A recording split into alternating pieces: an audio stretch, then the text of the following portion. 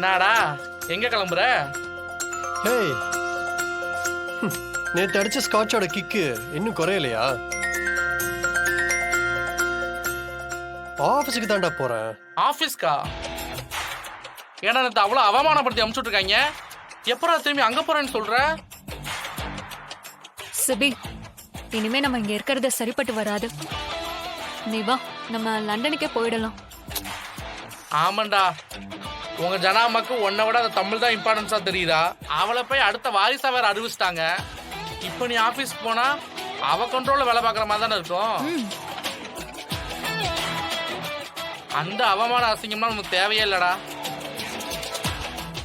London தான் நமக்கு சொர்க்கம். அங்கே போயிடலாம்டா சிபி. டேய், உங்களுக்கு என் ஜானுவை பத்தி தெரியல. அவங்க பெரிய வீக்னஸ் என்னன்னு தெரியுமா? தெரியல, நீயே சொல்லு. நான் தாண்டா அவங்க பெரிய வீக்னஸ். அவங்க என் மேல உயிரே வச்சிருக்காங்க. நான் கஷ்டப்படுறதையோ கை கட்டி நிக்கிறதையோ அவங்களால பார்க்கவே முடியாது. சரி, அப்பயே ஒன்ன வாரிசுன்னு சொல்லாம தமிழ் போய் தொழில் வாரிசு அறிவிச்சாங்க. அது நான் பண்ண சின்ன சின்ன தப்பை ஏத்துக்க முடியாம என் மேல வந்து ஒரு டெம்பரரி கோவம்டா. அந்த கோவத்தை கன்வே பண்றதுக்காக அவங்க அப்படி பண்ணிருக்கலாம்.